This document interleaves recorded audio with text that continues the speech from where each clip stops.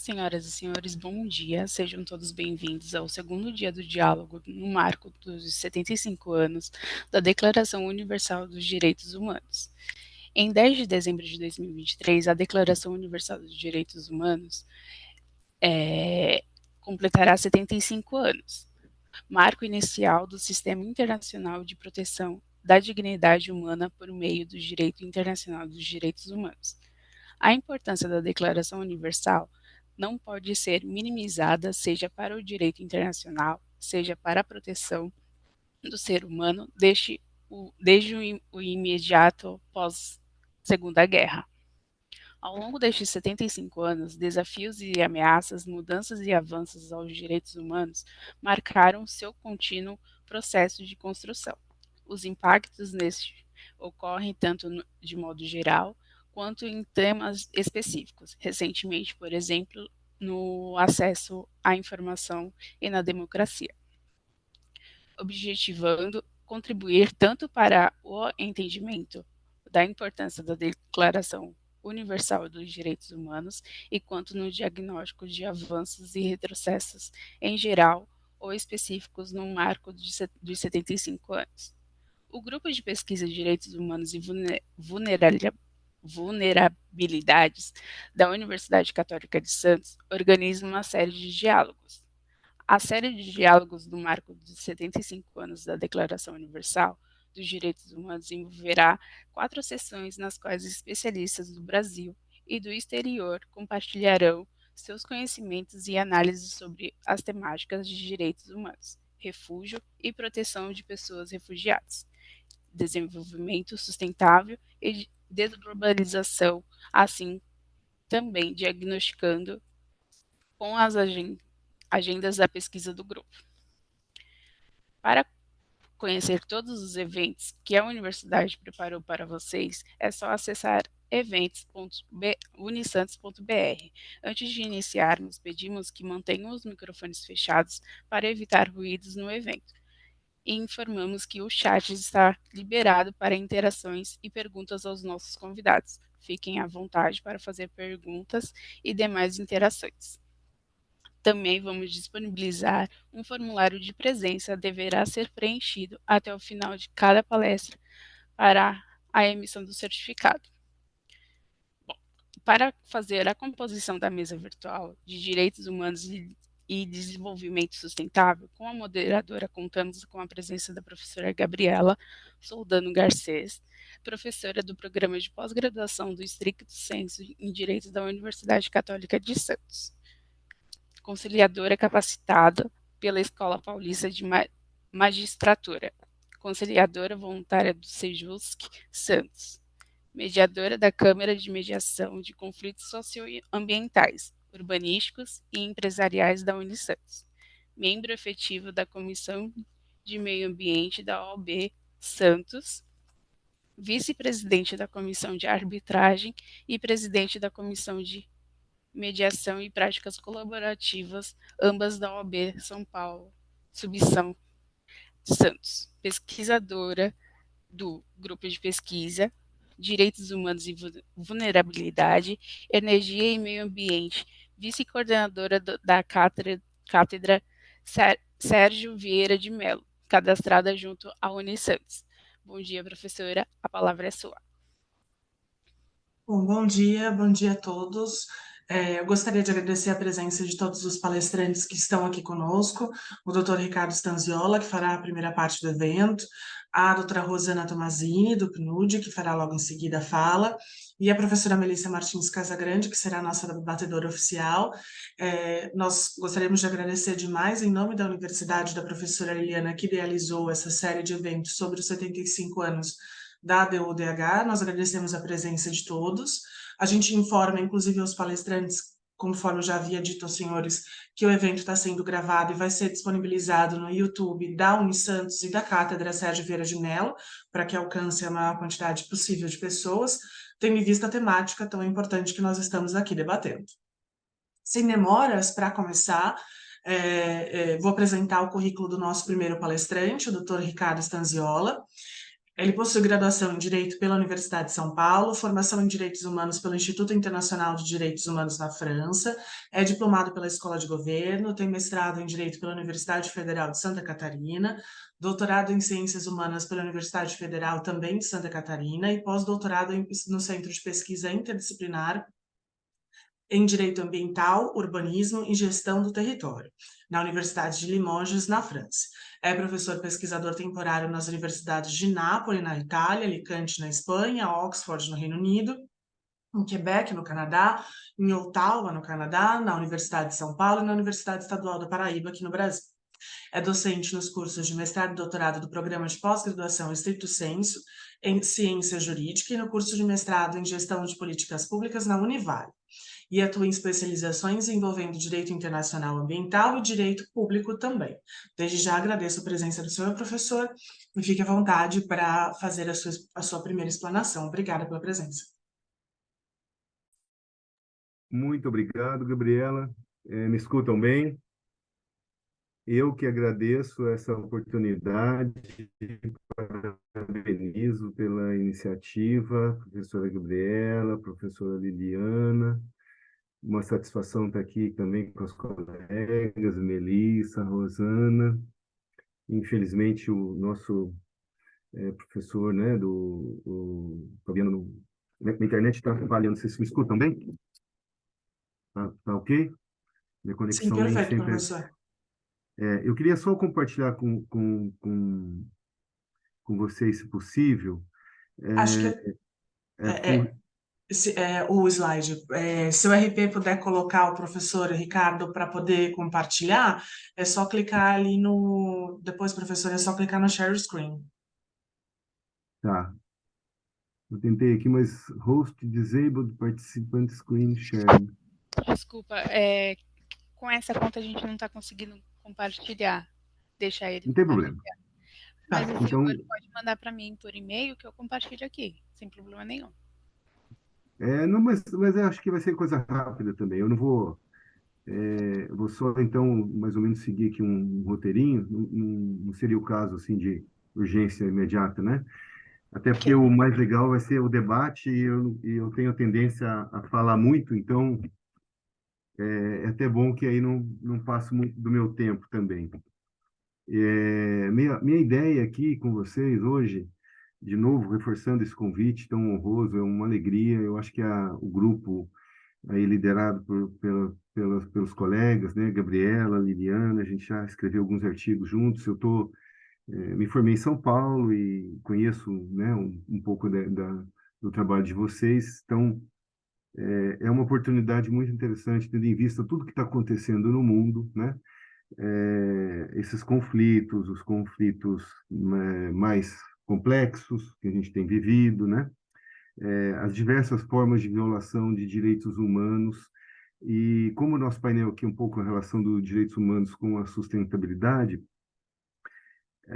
não que os temas tradicionais de direitos humanos deixem de ter importância, continuam tendo, mas agrega-se mais ainda uma complexidade. Então, a minha fala seria nesse sentido um pouco de me chamar a atenção, né? Direitos humanos, meio ambiente, justiça climática, e justiça ecológica, justiça ambiental, que são essas novas, é, digamos assim, lentes para a gente perceber as violações envolvendo direitos humanos e sustentabilidade, né? Existe um risco muito grande de uma certa amansamento do discurso da sustentabilidade, né? E de uma tendência, digamos assim, individualista para o discurso dos direitos humanos. Então, isso não é uma crítica, né? A gente sabe que tem diversas frentes de luta. Então, o que seria um olhar atualizado para a Declaração Universal dos Direitos Humanos hoje, né? Então, a gente sabe que tem muitas propostas, né, envolvendo a questão da sustentabilidade com direitos humanos. Eu vou na linha dos chamados bens comuns e bens comuns planetários. e até a gente participou aí de uma publicação que chama O Comum e os Comuns, né? Ainda assim, é difícil até de ter uma doutrina, né? Temos um livro aí recente, organizado pela professora Carolina Vieira Russo, um colega aqui, eu tenho um artigo nesse livro. Eu acho que essa é a discussão. Então, mudança climática, biossegurança, segurança e soberania alimentar, deslocados ou refugiados, todos esses grandes temas, né? Afundamento de cidades aí por conta de mineração, são violações de direitos humanos, né? Perda de biodiversidade, migrações forçadas ou não, enfim. Então, são os novos tipos de violação de direitos humanos decorrentes de uma crise ecológica, civilizatória. Então, a primeira provocação, né? E a crise climática, ela é mais uma.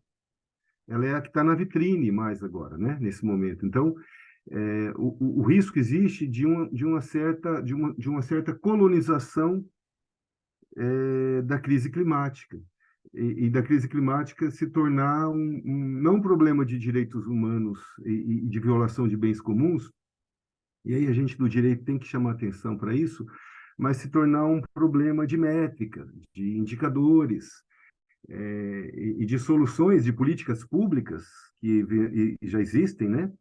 E até, consequentemente, de litigância, mas de uma litigância relativamente assim, específica para um determinado caso concreto, né? Então, isso não vai aqui uma crítica aos quase 3.000 processos de litigância climática, só para falar do climático, mas desses 3.000, uns 60 são, de fato, enfrentando a questão estrutural, vamos chamar assim. E aí, desses 60, 30 tiveram sucesso, 30 não. Basta ver os nossos dois grandes processos aqui estruturais, se a gente puder chamar de estrutural, né?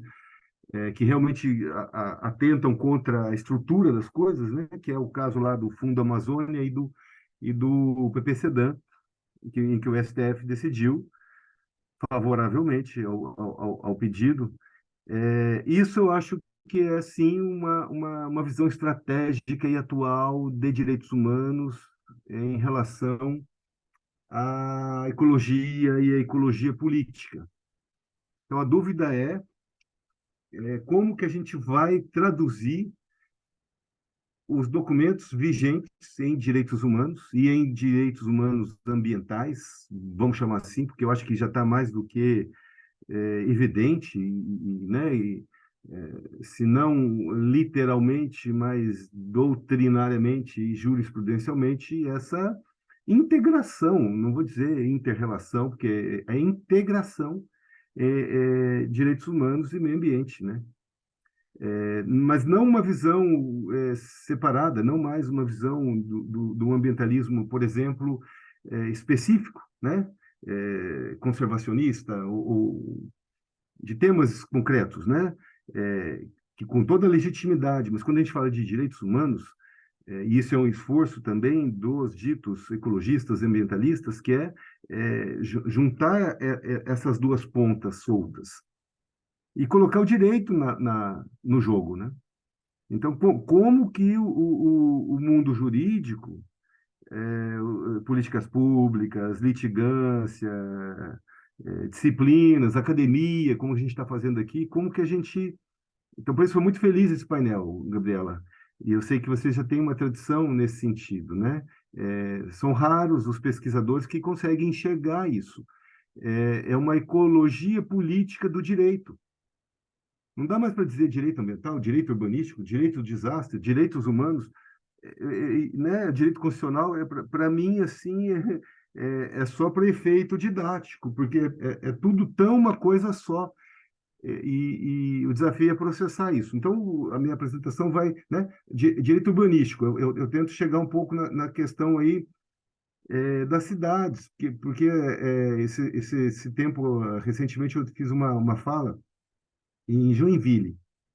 E aqui um poucos dados aqui do estado de Santa Catarina. O estado de Santa Catarina né, emblemático para tudo, né? De bom e de ruim, como vocês sabem. E então a gente tem em Santa Catarina muito desastre, né, ambiental. E aqui o ambiental ele está carregado de uma questão social, econômica, direitos humanos, né? Não dá, não é mais desastre natural. Então, essa atualização talvez não precisasse reescrever a declaração, mas reinterpretá-la à luz dos tempos atuais. Esse tem sido o esforço de Elígio Resta, de Canotilho, de o garantista Lolo Ferrajoli, o Edgar Morin, o Michel Prier. Eu acho que todos são esforços muito válidos, no sentido de não retroceder, né? O princípio da vedação do retrocesso, que inclui também, diria, a questão ambiental, posto que direitos humanos, né? E avançar na medida do possível, né? Então, eu acho que esse é o momento que a gente está. E o que que o direito urbanístico, o que que o direito ambiental nas cidades tem a ver com isso, né? Cobrar das cortes. Então, a gente acompanhou aí nessas minhas andanças, né, as cortes aqui no sistema interamericano, no sistema europeu. Dentro da teoria das relações internacionais, não podemos esquecer que também isso está em jogo, né? A, a, a velha disputa de hegemonias globais. Então, isso é outro assunto que a gente do direito raramente discute, né? Eu fiz esse curso na França lá, e isso faz algum tempo, já em 96, em Estrasburgo, do Instituto de Direitos Humanos, e me chamou a atenção como que é uma lente francesa e o resto do mundo. Então, nós estamos ensinando direitos humanos, né? Os tratados, as convenções, etc., né, os sistemas, e disseminando esse modelo que funciona, funciona. Não vai aqui uma crítica, mas será que nós não podemos pensar isso além, ou eu diria uma reforma, né? Que está na ordem do dia hoje, uma reforma do sistema das Nações Unidas, etc. Eu acho que essa que é a grande discussão, não, né? Com todo cuidado para não perder o que já foi conquistado, e avançar em relação aos esses bens comuns planetários, como exemplo, claro, da mudança climática. Então, eu vejo a questão da mudança climática como um cavalo encilhado que está passando. Nós podemos olhar isso do ponto de vista estritamente monetizante, né? Métricas, indicadores, compensações e serviços ambientais e créditos, etc., e por aí vai. E olhe lá que nem isso está funcionando, vide COP28, né? Quer dizer o quê? Vamos fazer o jogo dos direitos humanos e da sustentabilidade dentro de uma lógica capitalista ocidental, né? Que é o que temos. Sim, é o que temos. Mas existe um risco dentro dessa lógica de que ela seja neutralizada naquilo que ela tem de mais emancipatório, que é justamente essa compliance desses grandes tratados. E haver um esvaziamento do que temos. E o discurso da sustentabilidade dos direitos humanos ser colonizado pelo discurso da gestão. Hoje tudo é gestão, tudo é governança, tudo é indicador, tudo é métrica, e como diz muito bem o grupo do professor Prier, né, que eu só queria referenciar aqui, eu sou um discípulo, né? A gente sabe que tem pessoas pensando o direito ambiental, os direitos humanos, para citar o Klaus Bossmann, o professor Morato Leite, aqui da UFSC, o professor Michel Prier, de formas assim complementares, né, diferentes, mas complementares. Então, alguns vão na linha, por exemplo, de precisamos ter um sistema de indicadores jurídicos. Nós temos um sistema de indicadores de gestão, que é o ODS, né? Não é cogente, não é normativo, nem tem como ser, que é de gestão. E com isso ele tem essa fragilidade porque não é jurídico. Então, será que a gente pode realmente construir um sistema de indicadores jurídicos, cogentes, obrigatórios, com responsabilidades, com compromissos, com metas, com prazos, com orçamento, que é outro problema, paralelo a um ODS jurídico? Esse é o esforço do grupo do professor Prier, indicadores jurídicos para o desenvolvimento sustentável no século XXI, na mesma linha da Constituição da Terra, lá do Ferrajoli. De outro lado, temos o discurso da natureza como sujeito de direitos, né? De uma visão mais biocêntrica, né? Ou ecocêntrica, como querem alguns.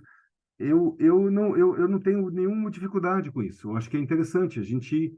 Mas aí vai ter briga com o pessoal dos direitos humanos que tem uma certa resistência a essa ideia da natureza como sujeito de direitos. Então, de alguma forma, mesmo os ambientalistas e direitos humanos têm seu lado conservador, Gabriela. E são todos amigos. E aí a gente tem que ter um diálogo, né? E ver o que é o possível dentro dessa ordem das coisas. E, além disso, né, como a gente fala muito de complexidade, eu vejo que um painel como esse aqui é um retorno da teoria da complexidade, né, que é uma ideia muito interessante ali dos anos 70, 80, depois se perdeu. Essa complexidade ficou muito no campo das ciências naturais, da física quântica, etc., da biologia, né? Para citar lá a Ilha Prigogine, o Capra, etc., mas não chegou no direito. Não chegou no direito. Mesmo direitos humanos. O direito ambiental, que podia ter abraçado essa causa, também não chegou no direito. Ficou uma coisa ainda meio... Né? Tem uma perspectiva sistêmica, é mais ampla, mais aberta, mas ainda muito assim administrativista, vamos colocar assim. Porque é um direito ambiental do status quo, é um direito ambiental da compensação, é um direito ambiental do Estado de Direito Ambiental, não do Estado de Direito Ecológico, como que é o Morato Leite, ou é um direito ambiental da economia ambiental, e não de uma economia ecológica. E está tudo bem.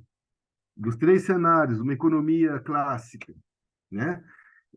Cujo pior exemplo que a gente vive dessa economia clássica ou neoclássica é o neoliberalismo, né? Que não tem nenhum respeito nem com os direitos humanos, nem com a natureza. Notícia boa: com a maior acesso à informação e participação que vem junto com essa nova onda de direitos humanos, aí, de cunho bens comuns planetários, a gente está também tendo a possibilidade de ecologia política, né? No discurso dos direitos humanos e no discurso do direito ambiental. E é por aí que eu tento caminhar. Então, como que a gente pode, seria uma grande homenagem à Declaração de 48, que naquele momento não tinha, nem sonhava-se com essas discussões que nós temos agora.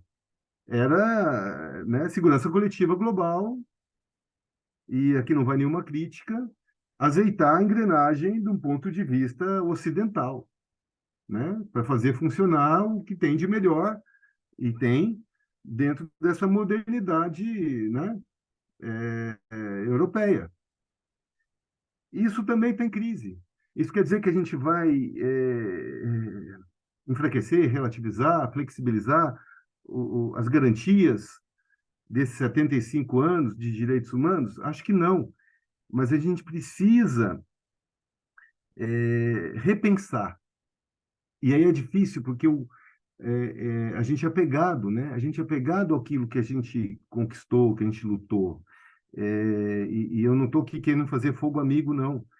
É só para a gente pensar. A academia tem esse papel, né? O sistema, esses tempos eu participei de um prêmio aí, e assim, e aqui de novo, vou terminar, tá?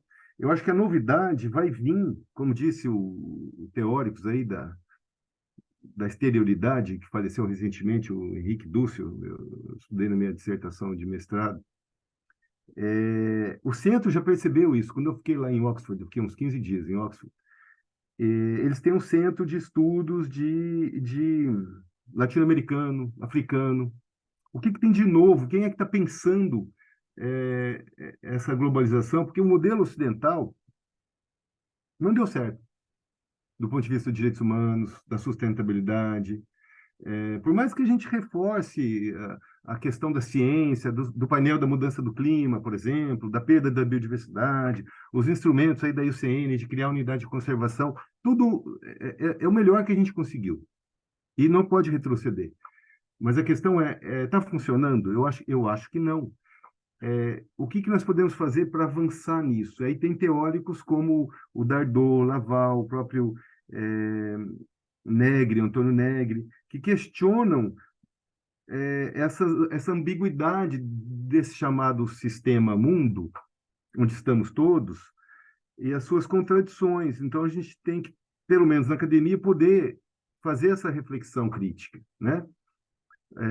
O que tem de bom, o que não tem de bom, o que a gente pode melhorar com o trem em movimento, né? Tem só o meu participante aqui externo. Então, a minha ideia era um pouco por aí, acompanhar os debates aí nas cidades. Tem algumas cidades que têm já tomado uma certa consciência, somente na periferia do chamado sistema mundo, né?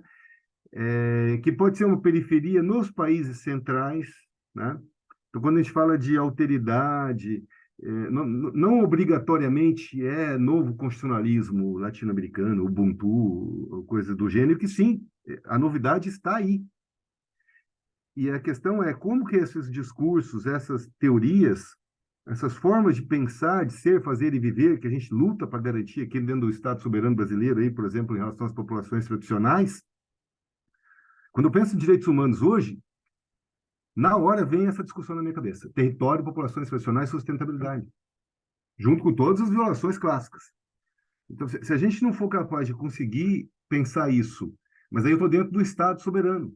Veja a dificuldade aqui no Brasil, a gente está matando pessoas aí contaminadas com agrotóxicos, é câncer em criança. Então, o sistema da ONU ele não foi pensado, embora esses problemas já existissem naquela época, mas não se quis pensar, porque não era viável politicamente, não é? Assim como eu acho que não vamos resolver esse problema hoje dos grandes conflitos aí, étnicos, territoriais, globais, com o sistema da ONU vigente. Estou sendo um pouco pessimista, realista, não sei. Por mais que a gente tenha resoluções e mais resoluções, né? Dos conselhos de direitos humanos do mundo afora, isso quer dizer que a declaração e que os direitos humanos não servem para nada? Claro que não. Só que vai depender da nossa interpretação, da nossa construção cotidiana dos direitos humanos.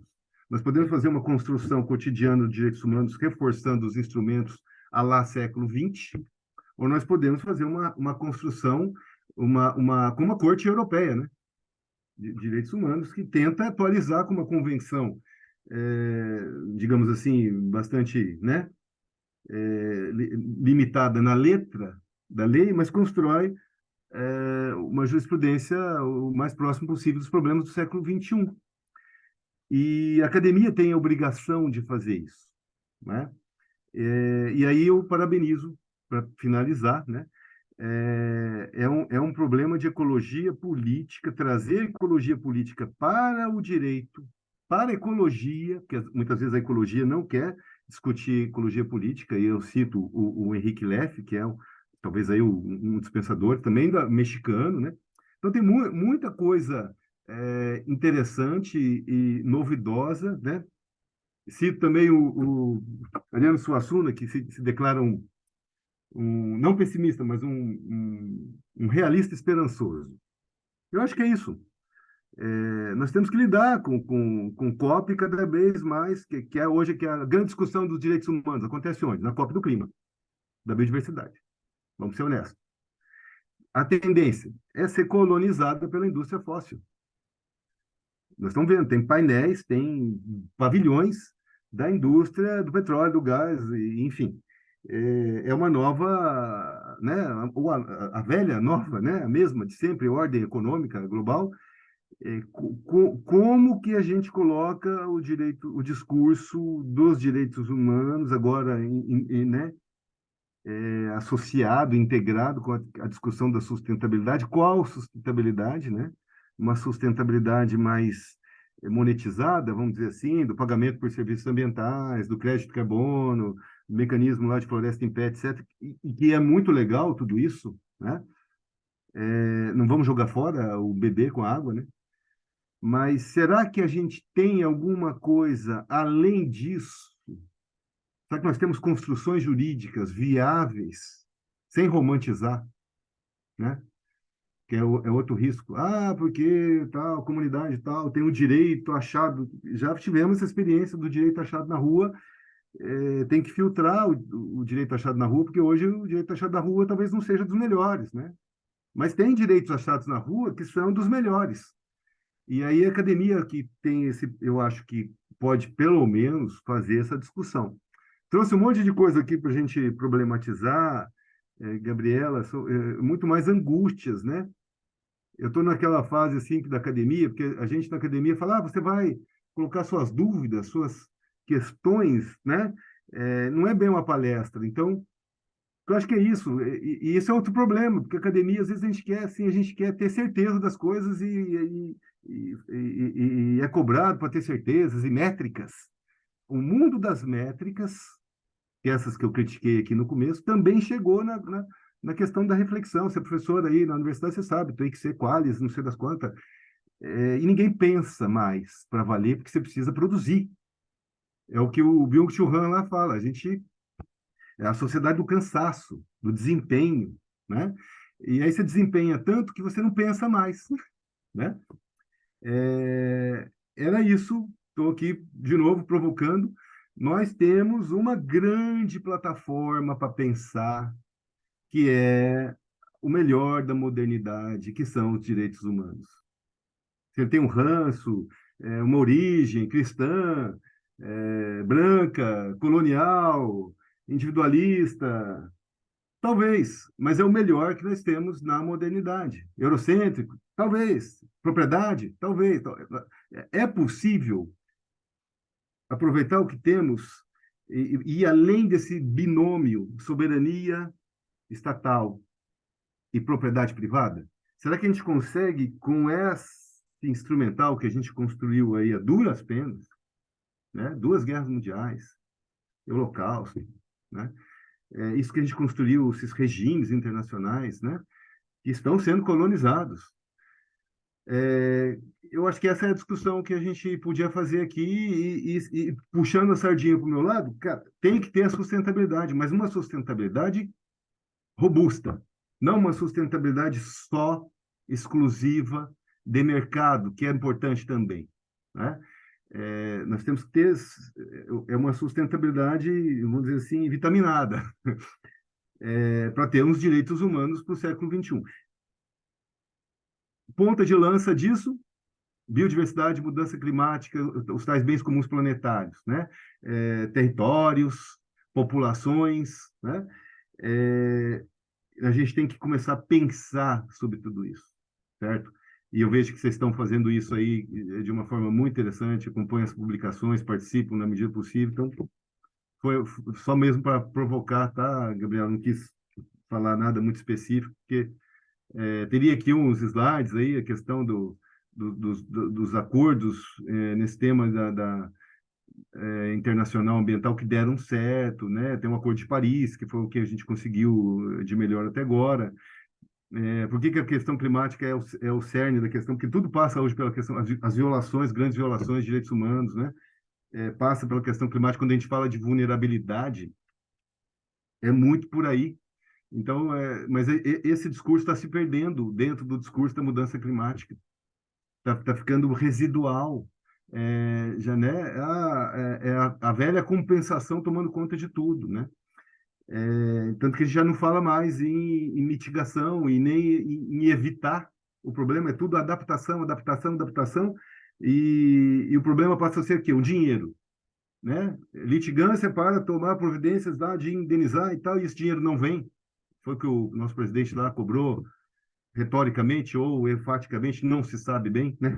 Para onde é que vai isso tudo aí. Mas é o mesmo discurso de sempre, os países lá, anexo 1, responsabilidade comum, diferenciar, não está dando certo. O que nós podemos fazer hoje, né, sem abandonar o que nós já temos, mas para realmente reforçar esse que eu acho que é o grande problema do século XXI, que a gente está tendo que enfrentar aqui quando a gente fala de migrações, né? Violência urbana, Enfim, então, quem é que está enxergando tudo isso? A academia está enxergando tudo isso, né? É uma ciência só, ou nós temos outras ciências? Esse é outro debate também que muita gente não faz. É como se houvesse uma única epistemologia. Será que a gente pode resgatar outras epistemologias, outras visões de mundo, outros direitos? Eu acho que sim. Nós vamos concluir que falta liderança, falta o elemento aí construtivista, para citar as teorias das relações internacionais. Quem é que está amalgamando tudo isso, né? Talvez algum teórico, algum centro de pesquisa importante, né? Eu acho que essa é uma provocação também para o nosso grupo aqui, tá certo?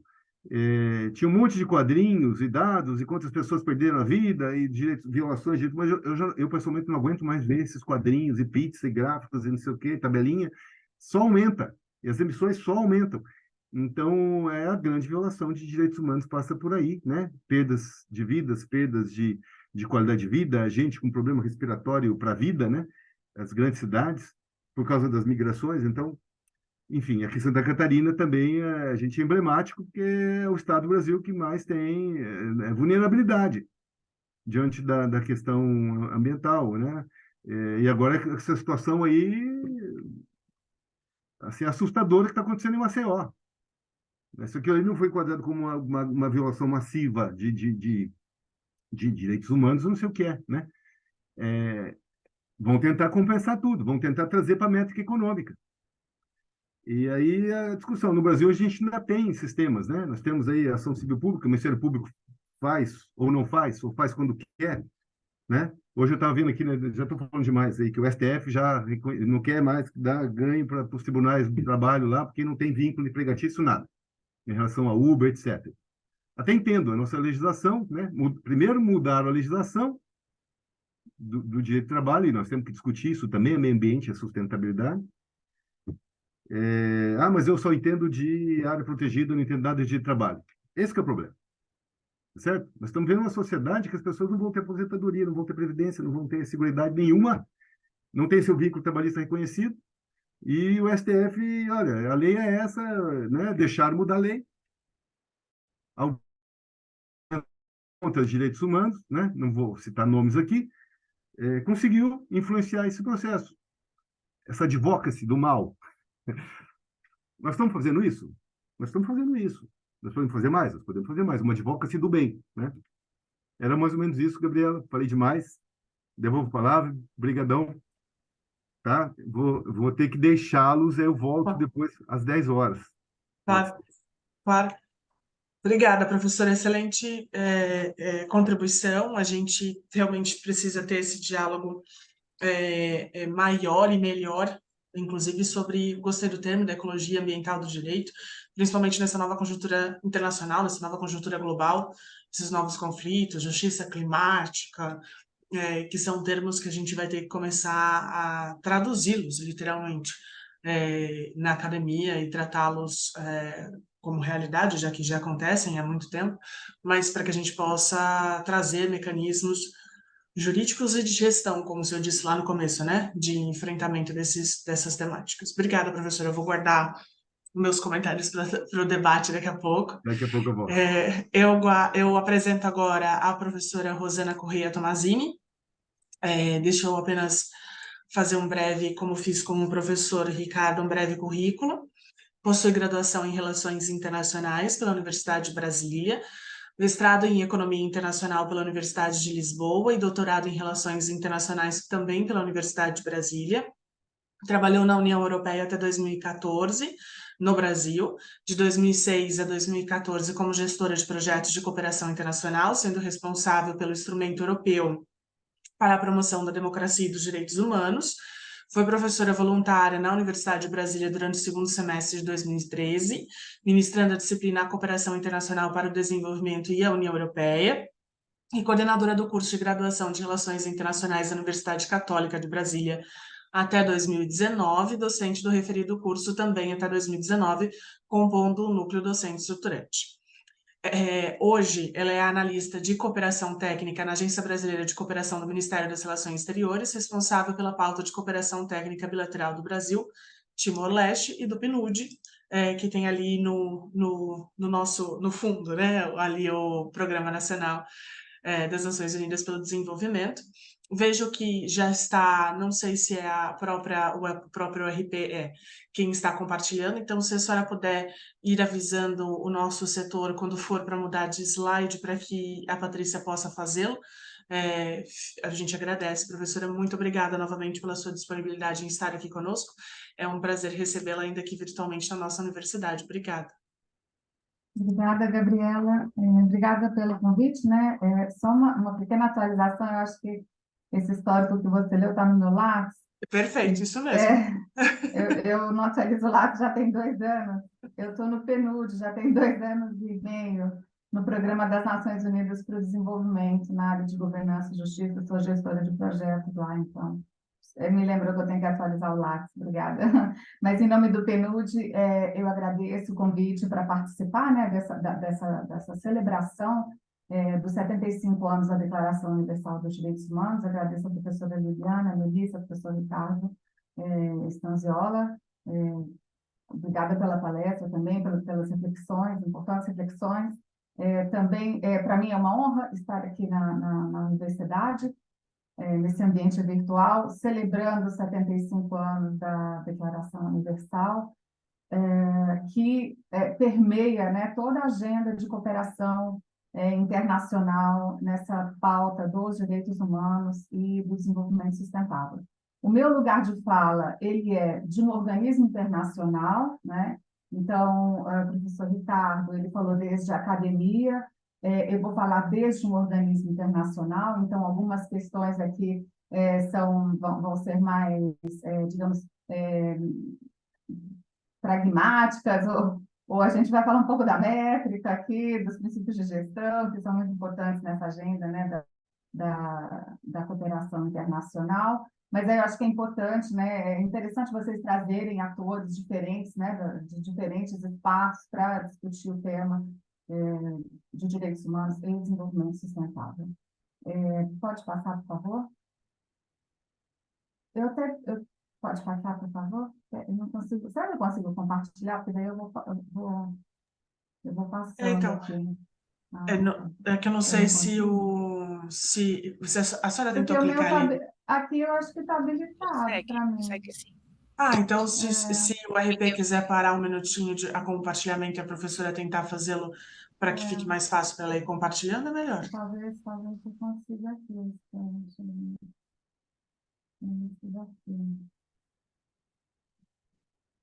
Assim, eu vou botar no modo aqui,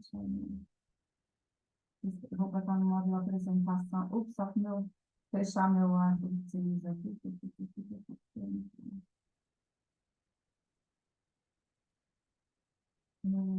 Cadê?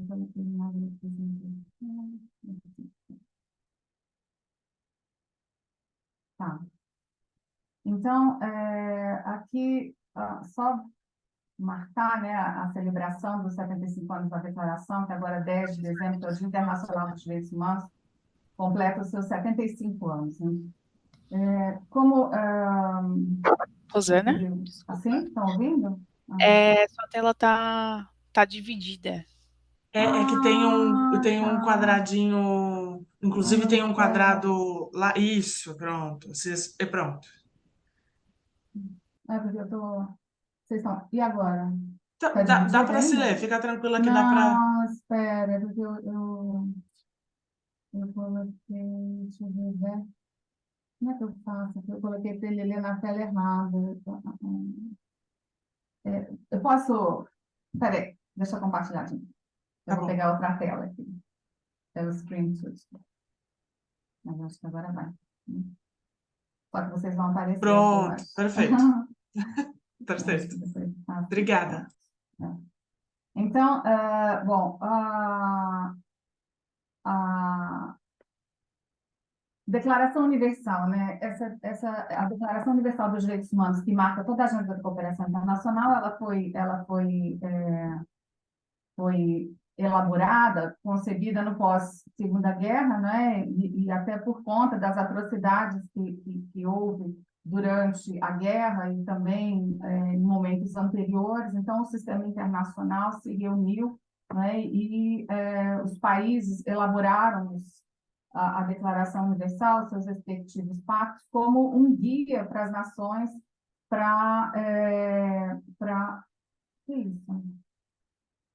É que eu acho que ele está traduzindo o que a Ai, senhora está. Jesus. Ai, eu não sei. Agora o Teams tem várias coisas, eu não sei como é que eu tiro isso daqui. Ignorem aí a parte de baixo. Essas ferramentas tecnológicas estão agora ficando Exato, evoluídas e a gente não consegue exato. acompanhar as atualizações, sei lá. Não sei como é que eu tiro isso daqui, Não ignorem, faz por mal, fique favor. tranquila, fique tranquila. Tá. Então, bom, as discussões, né, no pós-Segunda Guerra, elas do ponto de vista do sistema internacional, elas vão tentar pensar, né, como a cooperação internacional poderia colaborar para o desenvolvimento.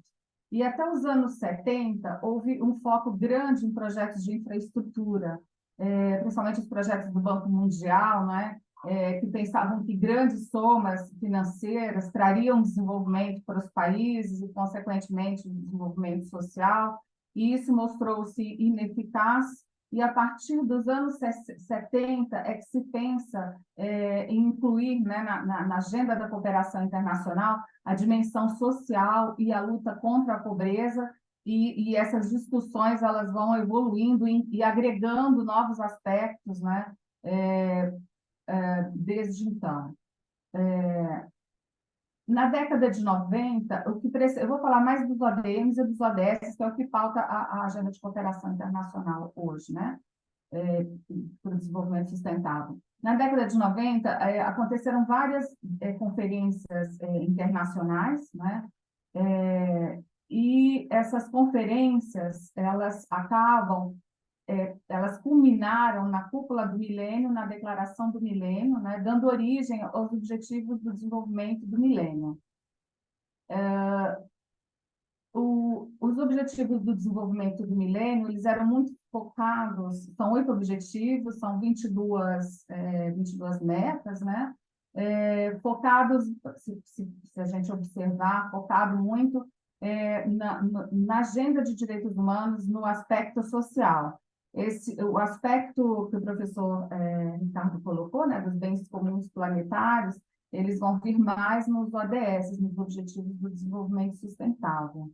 Mas foi um marco, né? É considerado um marco a agenda dos Objetivos do Desenvolvimento do Milênio para a organização da cooperação internacional, para a organização dos países e para o aprimoramento de políticas públicas, porque é como um norte, né? A gente diz, mas para que Objetivos do Desenvolvimento do Milênio, os ODS, né? Os países, eles, e mesmo a comunidade internacional, quando vão pensar os seus projetos, eles pensam tentando incluir, né, e cumprir esses objetivos que foram acordados internacionalmente pelos países membros das Nações Unidas.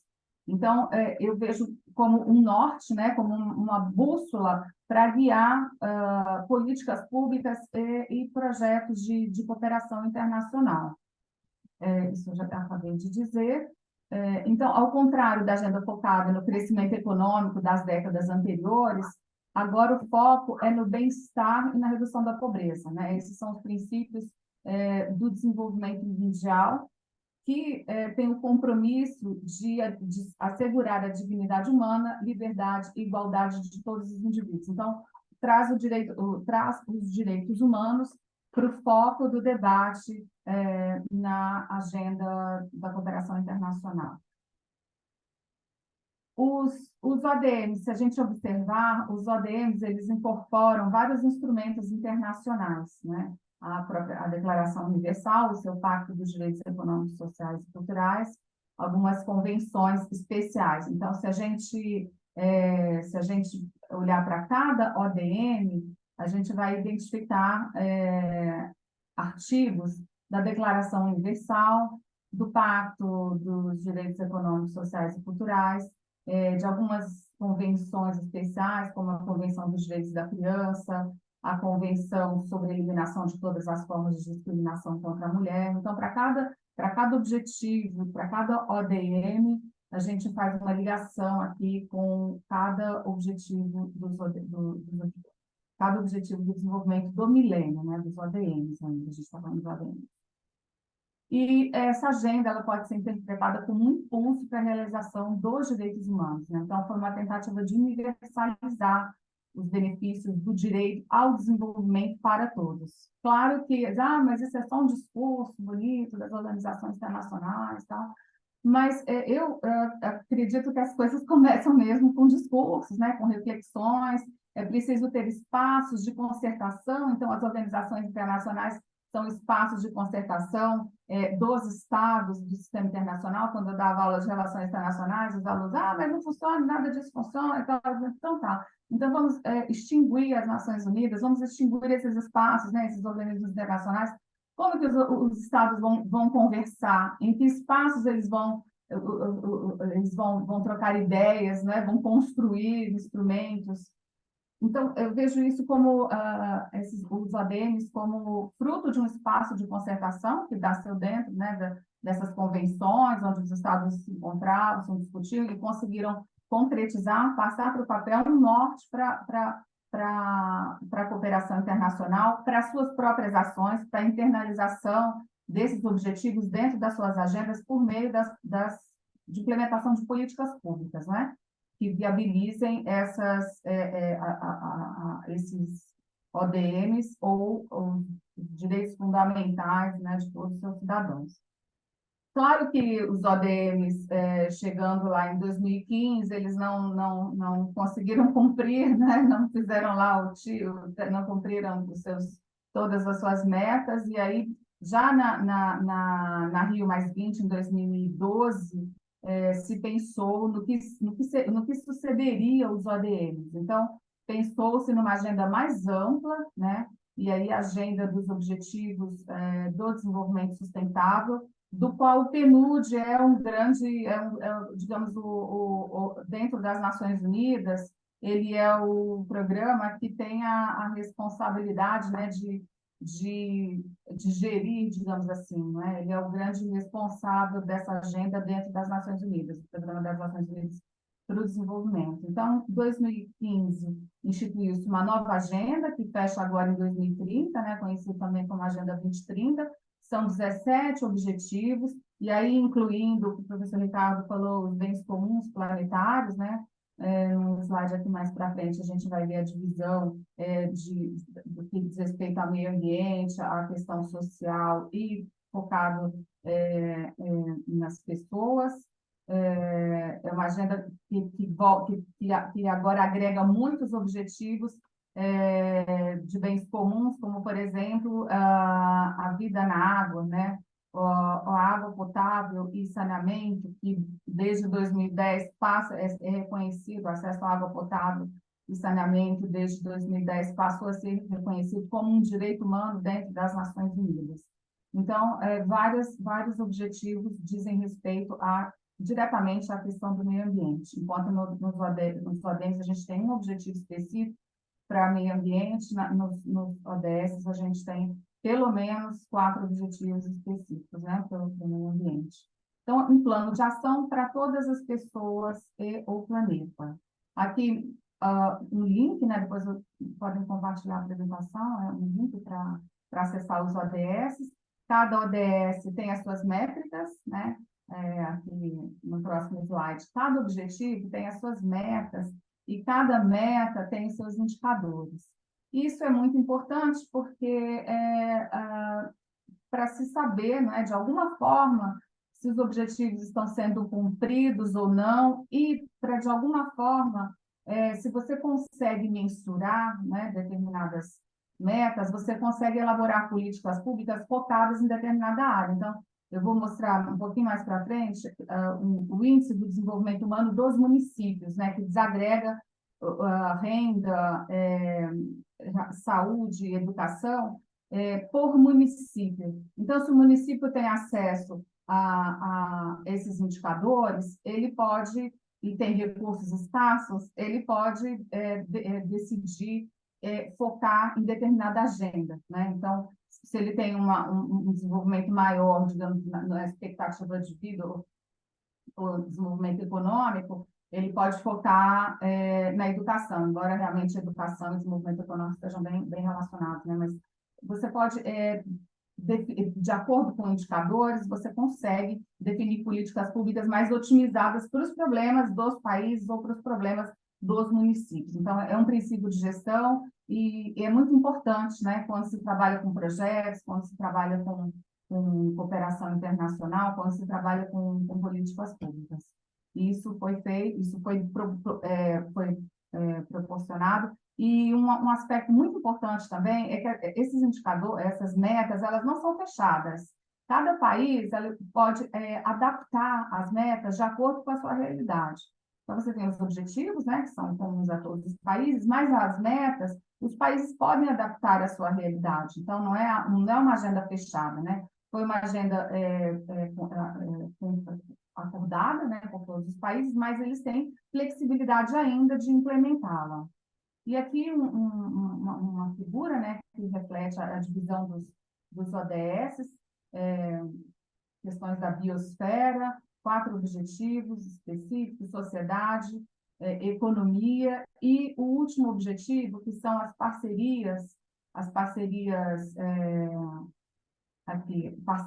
e meios de implementação, porque a gente sabe que sozinho, né, a gente não consegue fazer nada. Ninguém realiza nada sozinho. Então, os organismos internacionais não fazem nada sozinhos, a academia não faz nada sozinha, a iniciativa privada, o governo. Então, as parcerias são super importantes. Estabelecer parcerias são super importantes para a implementação dos objetivos do desenvolvimento sustentável. E aí, aqui, mais uma figura, né, refletindo essa organização dos ODS, e um outro aspecto também muito importante para a realização desses objetivos é um ambiente de paz, né? O professor Ricardo começou a abrir na palestra dele falando do cenário internacional que a gente vivencia hoje, com vários conflitos, e guerras em vários países, algumas de mais visibilidade, outras de visibilidade nenhuma, mas a gente sabe que os países em conflito ou guerra, eles dificilmente alcançam o desenvolvimento, né? Quem dirá o desenvolvimento sustentável. Então, um ambiente de paz é fundamental para a realização de objetivos que visam a promoção do meio ambiente, o desenvolvimento econômico, dos direitos econômicos, sociais e culturais. Aqui, a Agenda 2030, uma visão comum para a humanidade, considerada como uma lista das coisas para fazer, né, em nome dos povos e do planeta. Parece uma fala bastante institucional, de fato né, uma fala das Nações Unidas, mas, como eu referi, é uma bússola, né, para os países para pensarem, né, nos seus planos de desenvolvimento e em aspectos diferentes, né, quando forem pensar nas suas políticas nacionais. Os princípios da agenda dos ODS, focado, não deixou de ser, né, desde dos ADMs, abordagem de direitos humanos, né, focado na abordagem de direitos humanos. Somente a partir da promoção e proteção dos direitos humanos os ODS podem ser concretizados. Isso é um princípio, né, é uma ideia, é uma vontade de que seja assim, não que seja assim 100%, mas é um princípio, né? Então, a abordagem de direitos humanos seria o primeiro princípio. A soberania nacional, cada governo define suas metas, guiados, claro, por esse nível global de ambição, que são os ODS, mas levando em conta os seus aspectos nacionais. E aqui um princípio muito importante, né, que é a abordagem inclusiva e participativa. Aqui pensa-se que os ODS somente serão plenamente realizados com participação da sociedade civil, com participação do setor privado, porque muitas violações de direitos humanos que dizem respeito à proteção do meio ambiente, elas são iniciadas pela iniciativa privada, então é importante, a iniciativa privada não pode ser ignorada, ela precisa ser introduzida, ela precisa ser envolvida no debate, e é encarada como um ator fundamental, né, para o desenvolvimento sustentável. Outros princípios, a universalidade, não confundir com uniformidade, né? Então, isso significa que é relevante para todas as pessoas, mas levando em conta as diferenças que existem, né, dentro dos países de desenvolvimento. É preciso balancear essas três dimensões, ambiental, social e econômica.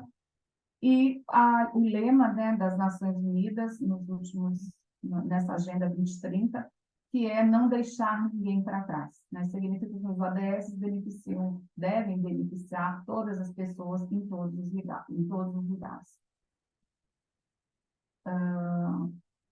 As diferenças, né? Acho que é interessante a gente contar um pouquinho as diferenças entre os ODMs e os ODS.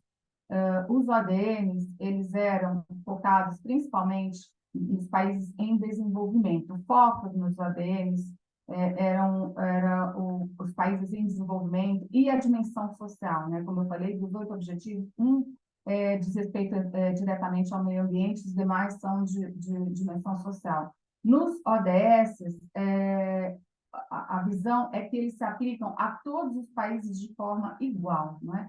Aos desenvolvidos e aos desenvolvimento.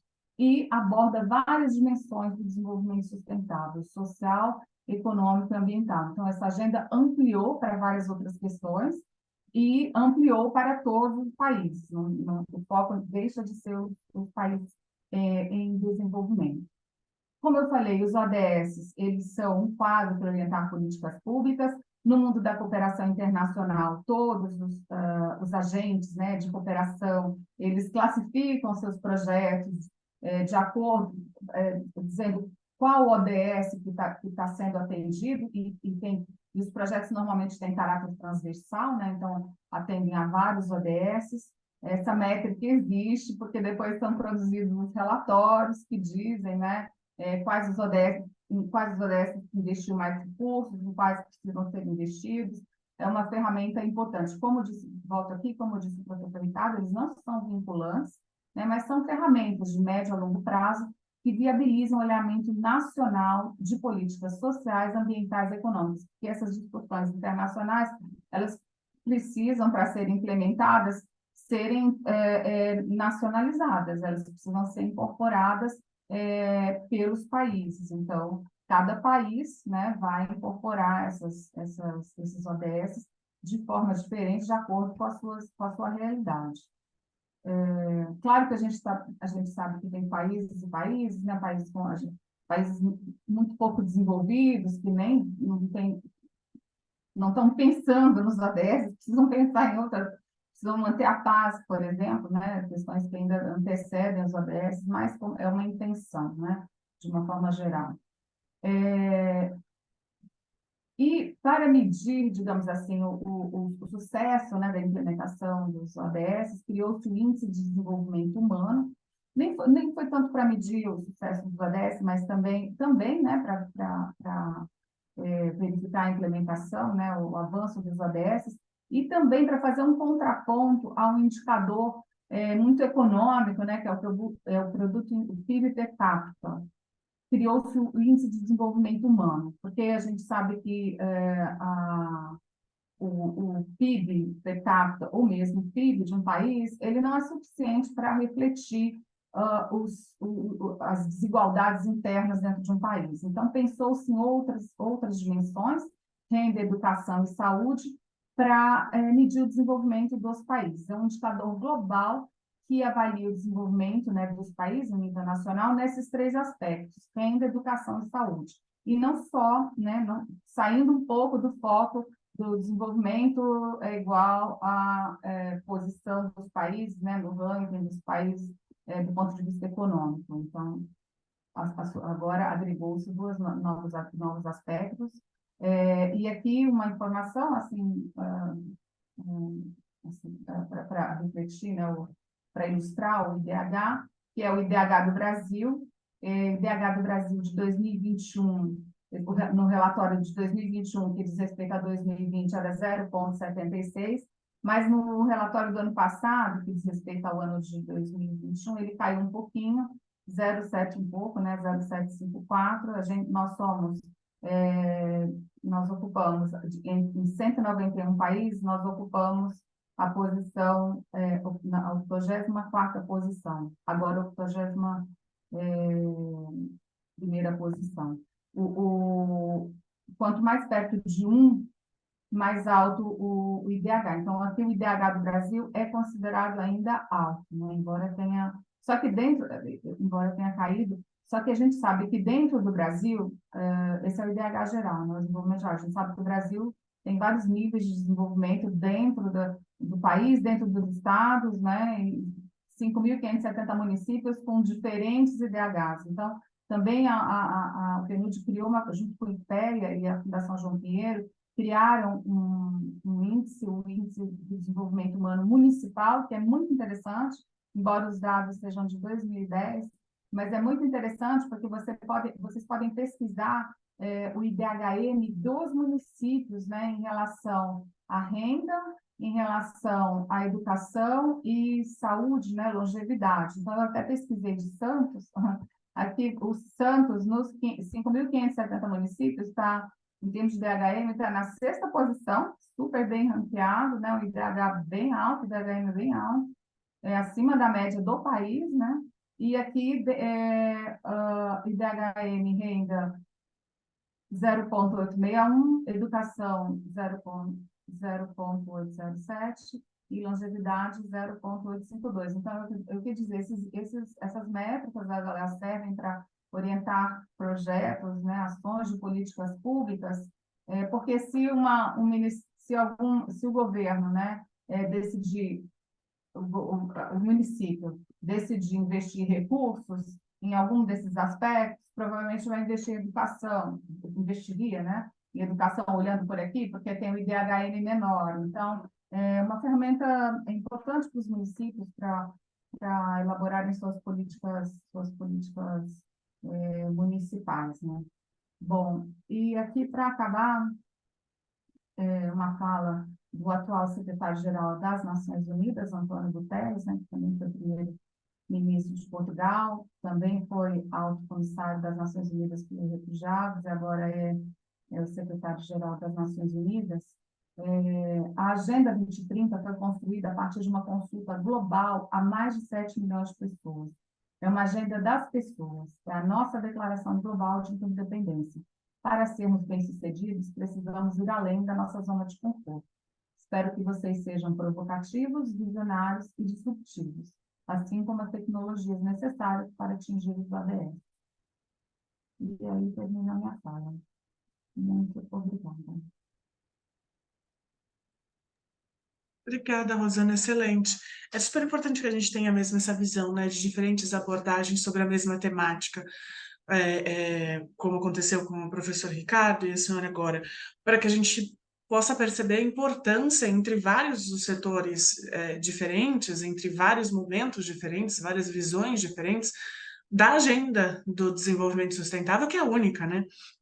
E principalmente nessa sua fala no finalzinho, a importância dos ODS na adaptação para as realidades locais, né, para os municípios locais, e essa expressão também me segurou quando a senhora disse, como uma bússola, né, um guia para a atualização, inclusive das políticas públicas, né, para uma visão participativa, para a governança, para que a gente possa fazer ainda mais, né, a partir talvez de uma próxima agenda, já que estamos aí em 2023 e a agenda vai terminar em 2030. Muito obrigada. Eu apresento agora, para que a gente possa passar os debates, deixando claro aos presentes aqui para a gravação que o professor Fabiano, que estava programado para estar aqui hoje, infelizmente ele falaria, né, conosco da Jordânia. Ele teve um problema de saúde, que é onde ele mora, ele teve um problema de saúde e não poderá se fazer presente, mas prometeu que marcará um novo encontro conosco no futuro para conversar a respeito dos temas que ele falaria aqui conosco hoje. Então, eu chamo desde já para o debate a professora Malissa Martins Casagrande para ser a nossa debatedora oficial, já lhe agradecendo novamente por retornar aqui conosco no virtual, e faço, como fiz com os outros 2 palestrantes, a leitura rápida do seu currículo.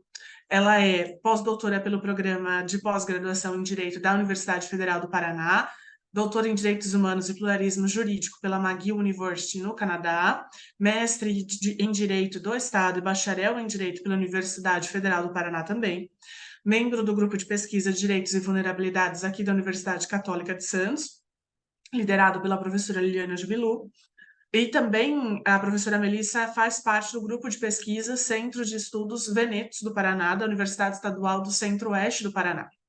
É consultora de organizações internacionais nas áreas de direito internacional e governança de organizações do terceiro setor, e atualmente é advogada na área dos direitos humanos, especialmente do direito à identidade legal e do direito à nacionalidade. Agradecendo novamente a sua presença, ainda que virtualmente, esperando que os três estejam conosco em algum momento do presencial no futuro. Passo a palavra a você, Melissa. Obrigada. Obrigada. Me ouvem bem? Sim? Ótimo.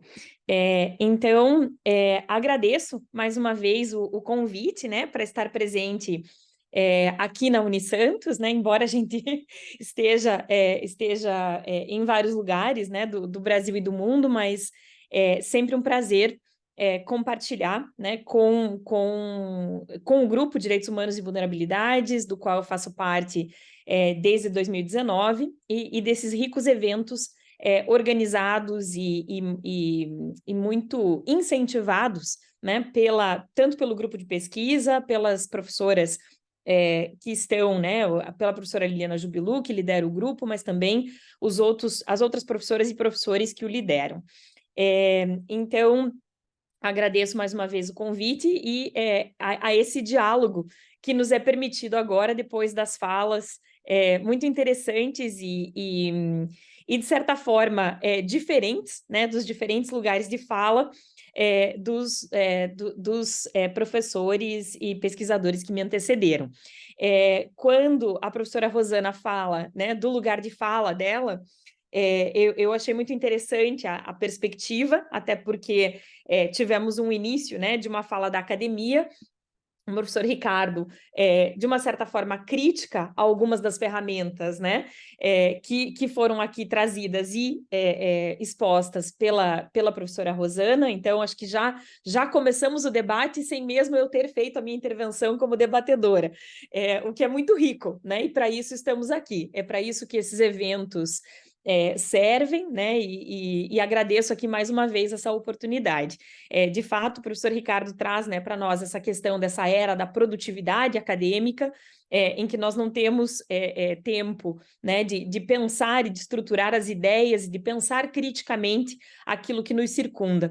Então, esse momento muito rico, de fato. O meu lugar de fala, e acho que por isso, inclusive, fui convidada para debater, no meio do caminho, né? Eu sou advogada, praticante, com um pé na academia. Então, tenho uma formação acadêmica, participo e sou professora no Instituto Municipal de Administração Pública da cidade de Curitiba, em programas voltados às cidades inteligentes, ao desenvolvimento sustentável, e também desenvolvo pesquisas aí de forma autônoma e como consultora de organizações internacionais.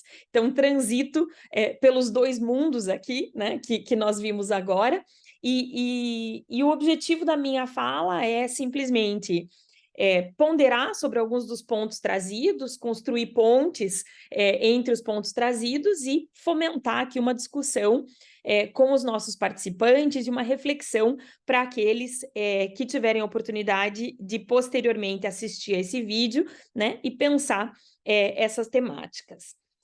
Acho que bem no início da fala do professor Ricardo, ele trouxe a ideia, né, das divisões temáticas que nós temos e que talvez elas já não sejam mais tão relevantes na atualidade, se não para efeitos didáticos, né? Eu aqui colocaria mais uma pecinha, né, ou mais os meus 2 centavos aqui na discussão, porque eu acho que nem mais para efeitos didáticos.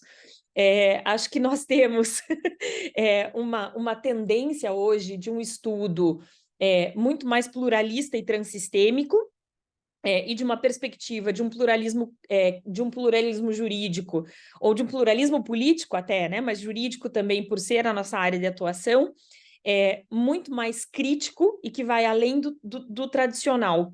Então, um convite aqui à interdisciplinariedade e a um foco muito mais no problema e no sujeito do que na ferramenta. Então, nós tendemos, como juristas, como pesquisadores na área do direito, como pessoas que utilizam o direito como ferramenta de trabalho, nós temos muito mais uma tendência a focar no discurso jurídico e na bússola em si, do que aonde a bússola nos leva, ou em quem está usando esta bússola, ou qual é o impacto dessa bússola na vida das pessoas, né? Então, gosto muito da analogia da bússola, também porque ela nos dá um direcionamento, né? E sobre isso também gostaria de fazer algumas colocações. Então, quando nós falamos em reforma, né, e nessa descentralização, é uma necessidade de uma ecologia política, como falava o professor Ricardo, uma descentralização desses saberes e dessas formas de se fazer frente aos problemas, mas me parece que as metas indicadores, os objetivos, as metas e os indicadores, como trouxe a professora Rosana, são extremamente relevantes. Por quê? Diferentemente de outras ferramentas que nós temos emitidas, né, desenvolvidas sob os auspícios das Nações Unidas, os ODS, suas metas, seus indicadores, são de fato uma bússola, mas uma bússola que não serve, diferentemente de outras ferramentas, apenas para o Estado. Nós descentralizamos nós tiramos o Estado do meio como um intermediário, ou nós tiramos o Estado, primeiramente e de uma forma mais discreta, com os ODM, mas agora definitivamente com os ODS, e digo aqui nós como comunidade internacional, como povo, como planeta, né? Como todos aqueles que temos a titularidade dos direitos e dos objetivos do desenvolvimento sustentável, direito a este desenvolvimento sustentável. Então, os ODS, a Agenda 2030, ela é uma agenda que, diferentemente de outros tratados, né, ela tira, de outros instrumentos internacionais ou ferramentas internacionais, ela tira o Estado do centro como único destinatário. E ela empodera outros atores que podem usar essa bússola, essa Agenda 2030, como um plano de ação para as suas políticas públicas, no caso das cidades, mas qualquer outro ator, qualquer outro agente pode utilizar esta ferramenta. Então, se nós focamos no problema e se nós focamos nos sujeitos, a ferramenta, não que pouco importa, porque a ferramenta é muito importante, mas termos uma ferramenta tão robusta quanto a Agenda 2030 faz com que cada um, dentro das suas possibilidades, né, e aí falamos das diferenças entre os países, das diferenças dentro dos próprios países, como no final aí a professora Rosana salientou, né, mas nós temos também essa questão de que a Agenda 2030, ela pode ser usada pelas cidades, ela pode ser usada por um bairro, por agentes comunitários, se um centro acadêmico dentro de uma universidade quiser usar a Agenda 2030 como uma métrica, ele pode. Então, o que as tecnologias atualmente, os espaços de discussão nos permitem é essa retirada dos documentos, das ferramentas, das diretrizes internacionais produzidas internacionalmente, produzidas pela comunidade internacional e para a comunidade internacional, e podemos aplicá-las nos diferentes espaços, e nos diferentes espaços que nos fazem sujeitos múltiplos, né? Porque nós podemos posso usá-lo nas minhas aulas na universidade, mas posso usá-lo também na minha cidade, numa organização em que eu faço voluntariado, posso usá-lo dentro da minha própria casa, dentro das minhas escolhas conscientes de consumo, como pessoa, enfim, é uma ferramenta muito diversa, né? E eu acho que ela coordena também com essa abertura maior das Nações Unidas hoje, quando a gente fala, né, quando dá aula, aquela dificuldade, mas a ONU não serve para nada, né? Mas a ONU não vai atuar, né? Mas por que a ONU não faz nada? Porque a ONU é a soma das suas partes. Porque a ONU, ela tem, pelas suas partes, um código de conduta, regras, procedimentais que precisam ser cumpridas para que ela possa alcançar os seus objetivos. Mas não significa que ela seja a única responsável, né? E aqui a gente vê aquela característica solidária e subsidiária do direito internacional. Subsidiária no sentido de atuar caso os Estados não atuem, mas também solidária no sentido de estabelecer regras, né? Dentro daquilo que a professora Flávia Pelvezan chama de um mínimo ético irredutível, né? Estabelecer regras que possam servir de diretrizes para que haja um empoderamento da população, para que essa atuação possa acontecer tanto de cima para baixo, quanto de baixo para cima. Né? Mas nós sabemos hoje, né, que nós temos essa perspectiva do desenvolvimento, que é muito mais um empoderamento do local e um trabalho forte, né, de empoderar o local, de não se impor o local e de não colonizar o local, como bem dizia o professor Ricardo, né, de fazer com que as próprias pessoas entendam entendam não, transmitam, né?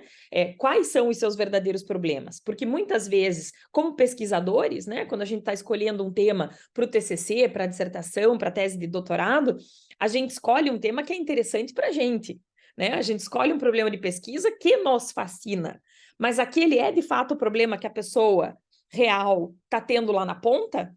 E quem pesquisa direitos humanos sabe muito bem disso. Nós podemos ter e elucubrar, né, sobre várias questões aí de direito internacional que para nós são interessantíssimas, mas elas vão, de fato, resolver o problema de implementação e titularidade de direitos humanos, de desenvolvimento sustentável das populações mais vulneráveis? Das pessoas que sofrem discriminação, preconceito e que não têm o mínimo ético irredutível? Né? Não tem acesso a esse mínimo ético irredutível, então temos que refletir sobre isso também, né? Se na nossa própria, para não criarmos um paradoxo nas nossas próprias pesquisas e na nossa própria atuação, né? E não exercitarmos essa perspectiva, né, de pesquisarmos aquilo que é interessante para nós. Então,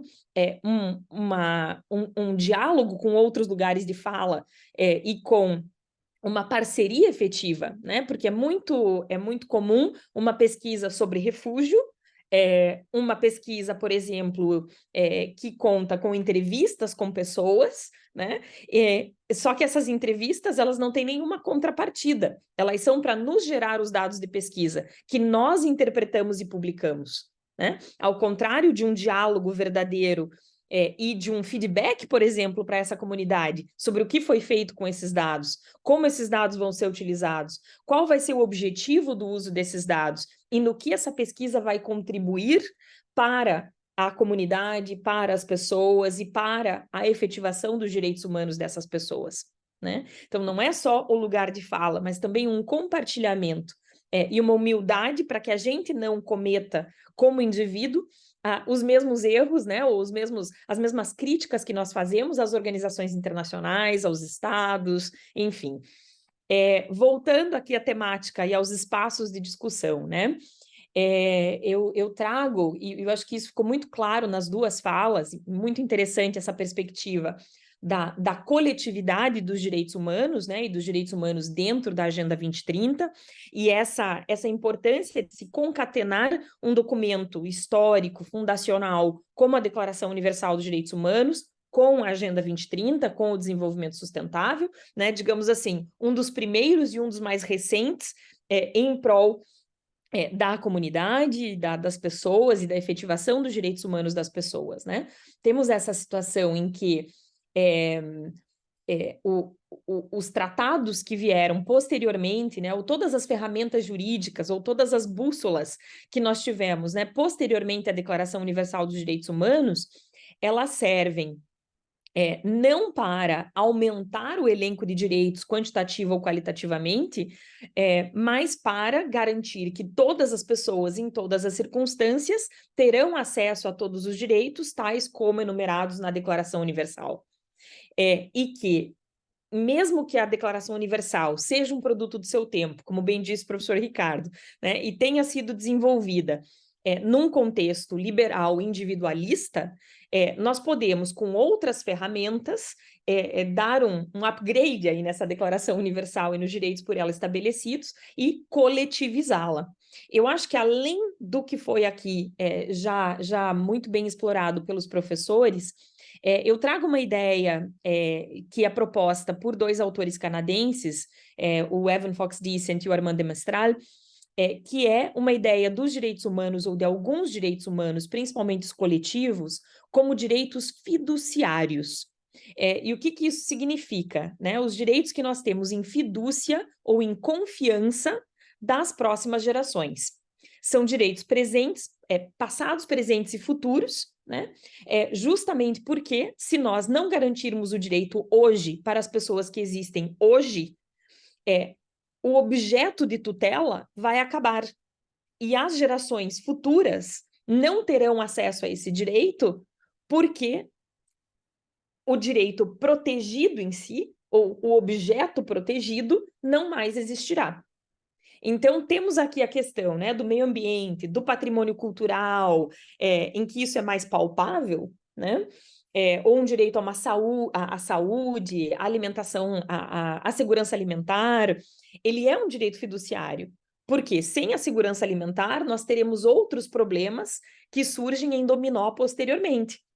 E teremos um retrocesso tanto da garantia dos direitos como das matérias, dos objetos protegidos, né? Então, temos essa ideia do direito fiduciário ou do direito que nós temos que garantir, não apenas hoje, mas também em confiança das próximas gerações, em fidúcia, né, naquele termo mesmo do direito fiduciário, né, do direito civil das próximas gerações. Então, acho que isso também é importante ressaltar. Né, o professor fala, né, em trabalhar os direitos humanos como um trem em movimento. Eu colocaria aqui mais uma analogia, não só com o trem em movimento, eu penso assim na implementação dos ODS, das metas e dos indicadores no mundo atual, como trocar o pneu com o carro andando.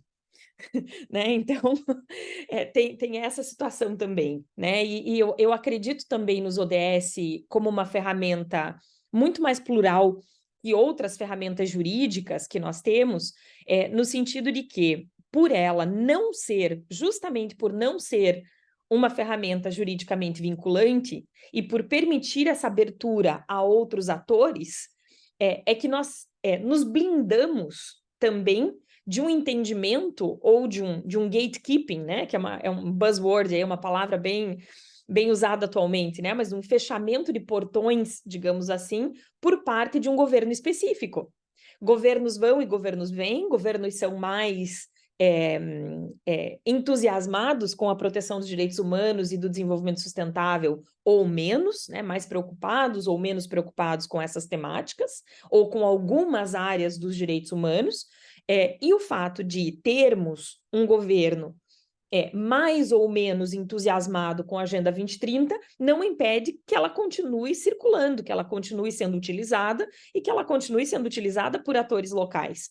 Porque, como bem disse a professora Rosana ali nas suas considerações finais, a implementação dos direitos humanos e do desenvolvimento sustentável é local, no nível das cidades, dos bairros, e essas diretrizes internacionais, sim, são importantes, porque elas garantem aquele mínimo ético irredutível, elas garantem a régua, né? E é uma régua que, muito mais do que ser um acordo internacional, ela é fruto de um compartilhamento de boas práticas de vários lugares para que cada população, cada bairro, cada localidade não tenha que reinventar a roda.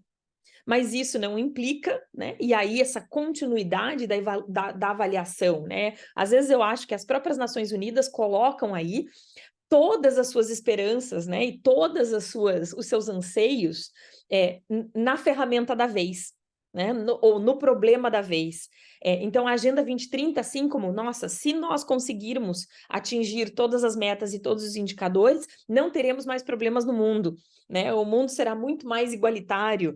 E nós já sabemos, por conta de outras ferramentas e pelas lições aprendidas com a própria Declaração Universal, que isso não é verdade. Que esses documentos servem muito mais para não nos colocar mais ainda e deixar mais pessoas para trás, do que no sentido de chegar a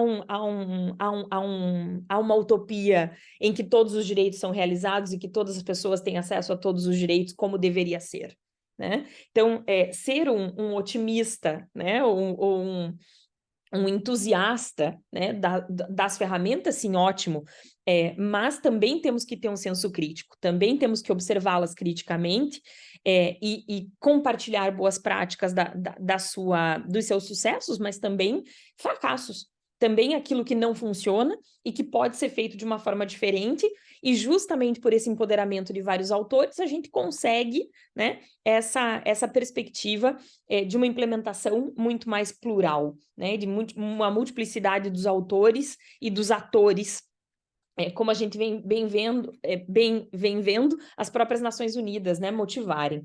Eu acho que além de colocar todas as ansiedades e todas as soluções em determinadas ferramentas, nós também temos uma tendência como comunidade internacional a ter o problema da vez, né? Então, hoje em dia, mudanças climáticas, de uma certa forma, por mais que seja um tema importantíssimo e interligado e concatenado com todos os outros que estamos discutindo, né, e é algo bastante sério, grave, que deve ser considerado com a seriedade que está sendo considerado, de certa forma, nós temos uma tendência como comunidade internacional em que um problema da vez sequestre o debate e sequestre os fundos que nós temos para resolver uma multiplicidade de problemas. Então, essa ecologia dos saberes e essa interdisciplinariedade da solução, esse foco não apenas no problema ou na ferramenta, mas sim nos sujeitos, né? Problema, ferramenta e sujeitos concatenados podem talvez trazer aí um alívio e uma perspectiva um pouco mais realizável, né, do que aquelas que nós estamos tendo. Termino por fazer aqui uma reflexão jurídica e falo aqui dentro das duas temáticas que foram abordadas, né, e das duas formas de trazer essas questões, né, como juristas, né, e sei aqui que estamos num espaço na Faculdade de Direito, a Unisantos faz um excelente trabalho interdisciplinarizando o direito com um mestrado em Direito Internacional Ambiental, um mestrado e doutorado, né, um programa de pós-graduação que é interdisciplinar em si, que traz debates das relações internacionais importantíssimos, né, mas deixo aqui um convite mais aberto aos juristas de forma geral, a não supervalorizar ou só valorizar o direito como ferramenta, como bússola, né? Sim, o direito é importante, né? Mas por que só valorizarmos aquilo que é legalmente vinculante? Por que criticarmos a Agenda 2030 porque ela não é legalmente vinculante? A prova é que os governos vão e vêm, que um governo pode dizer que ele é contra algo, contra um tratado internacional, como o Pacto Global para as Migrações, como a Agenda 2030, mas por esses documentos estarem disponíveis amplamente por meios eletrônicos e por eles serem diretrizes amplas o suficiente para que qualquer um ou qualquer coletividade possa se apoderar delas, o fato desses instrumentos não serem legalmente vinculantes é uma vantagem. É uma vantagem porque nós temos uma capilaridade maior. Então, nós juristas mesmo temos que deixar de falar do direito internacional com letra maiúscula, né? E de só reconhecer como um tratado, como um acordo válido ou forte aqueles que são legalmente vinculantes. Nós temos uma tendência a tratar o direito internacional como legítimo, mas também colocarmos no direito internacional uma perspectiva muito contenciosa, muito sancionadora. Se não há sanção, não há tanta força. Se não é contencioso, se não propulsiona litigância, não é algo tão forte, não é algo tão jurídico. Mas devemos, e claro, temos que fazer essa reflexão como juristas, mas também podemos fazer uma outra reflexão, que é a de não considerar apenas o direito legalmente vinculante, contencioso, sancionador, como aquele que pode ser um direito que vai resolver problemas e que vai trazer essa multiplicidade de atores para resolver esta multiplicidade de problemas relacionados aos direitos humanos, especificamente ao direito sustentável que nós temos hoje. Fico por aqui, teria muito mais coisas aqui para falar. Já vou de pronto salvar aqui os contatos dos professores, porque certamente quero continuar conversando sobre essas temáticas. Então, aqui, né, finalizo as minhas reflexões para o debate aí, para partirmos para uma discussão mais ampla. Obrigada. Eu que agradeço, Melissa.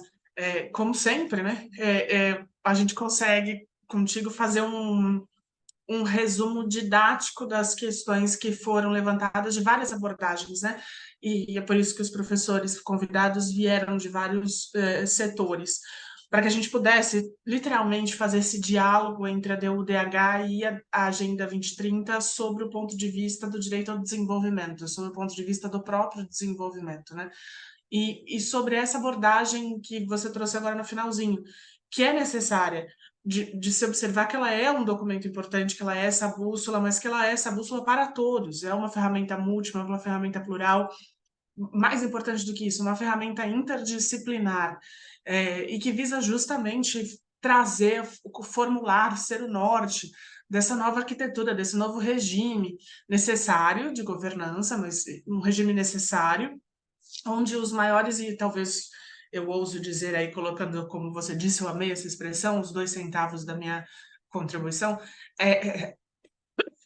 um documento não vinculante, um documento de soft law, justamente para ser possível de implementar na medida do possível, já que ela é uma carta de princípios, né? Na medida do possível a todos, como a professora Rosana veio dizendo ao final, né? Já que é necessário atender, necessário ver o atendimento das necessidades globais, mas também locais, já que é o município, já que é a localidade que vai implementar lá na linha no final as mudanças necessárias para que a gente tenha essa equidade intergeracional desses direitos fiduciários que você menciona, dos doutrinadores, dos pensadores canadenses, mas que a gente também coloca lá no 225 da Constituição, né? Que é essa equidade intergeracional entre as presentes e as futuras gerações.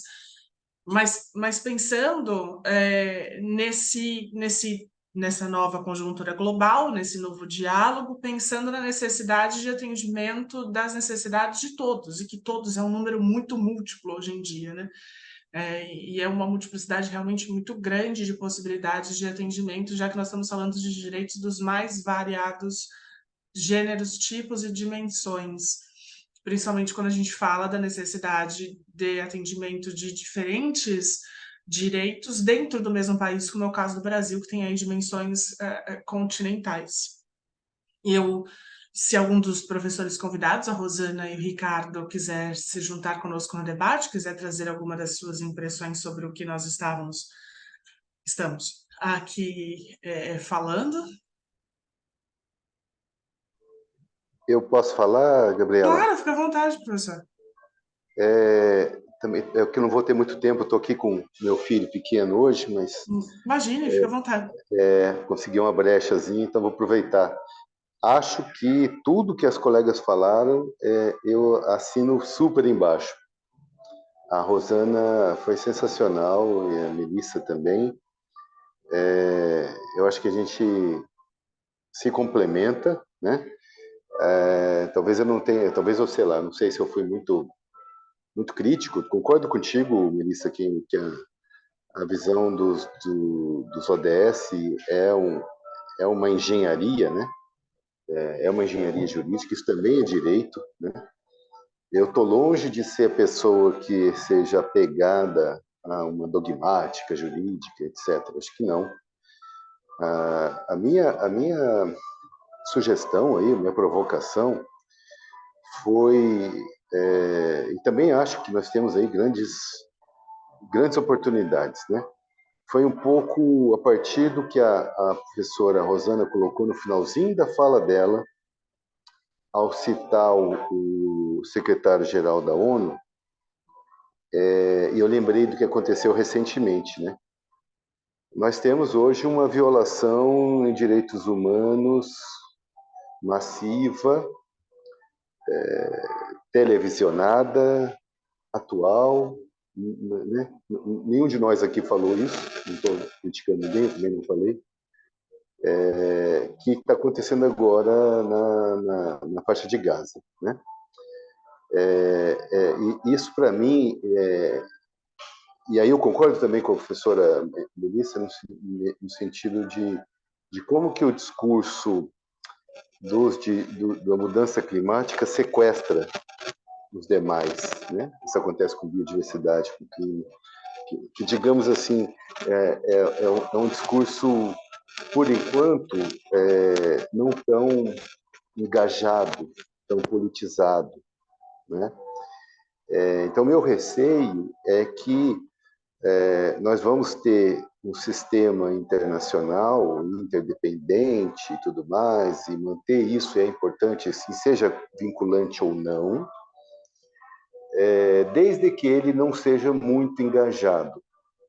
E cito o Guterres. Na medida em que ele fez uma fala, isso já aconteceu com o Kofi Annan antes, hein? Na medida em que ele fez uma fala, a meu ver, nem um pouco revolucionária, coisa do tipo, o mandato dele acabou. O mandato dele acabou, né? Então, essa é a nossa realidade. Então, esse é o sistema internacional que a gente tem. Então, eu acho que isso é mais grave do que a gente... mas eu concordo com as colegas, assim, é um pouco uma angústia minha de quem está do lado de fora. Eu me lembro da dificuldade, do enfrentamento, dos desafios, de realmente de efetivar e opinião pública internacional, né, mobilizar a opinião pública para que os...